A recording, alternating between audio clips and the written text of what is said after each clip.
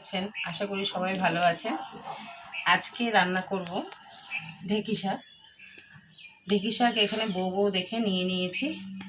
এর জন্য আমি দুটো পেঁয়াজ, একটা রসুন, কাঁচা লঙ্কা আর মুসুরির ডাল ভিজিয়ে রেখেছিলাম। এটা একবারে তেলের মধ্যে ভেজে নেব। এখন ঢেঁকি শাকগুলোকে আমি প্রথমে ধুয়ে নেব।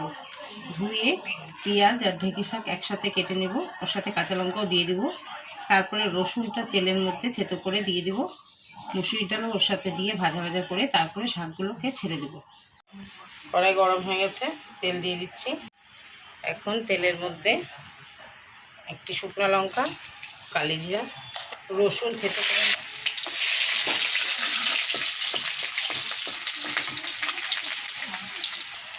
আলুগুলো ছোটো ছোটো করে কেটে নিয়েছি। এখন তেলের মধ্যে দিয়ে দিচ্ছি। এখন একটু ভাজা ভাজা করে নেবো ওকে।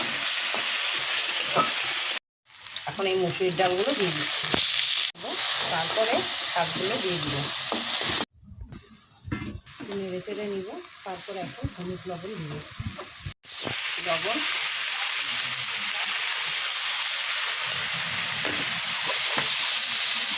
হলুদ দিয়ে ভালো করে ভাজা ভাজা শাকটা করবো।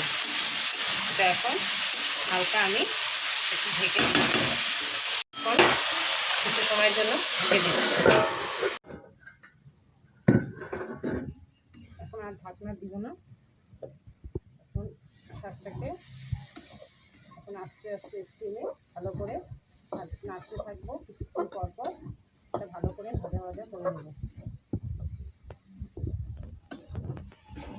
ভাজা ভাজা হয়ে গেছে, এখন এটাকে আমি নামিয়ে নিব। আমি হালকা ঘি দিয়ে দিচ্ছি।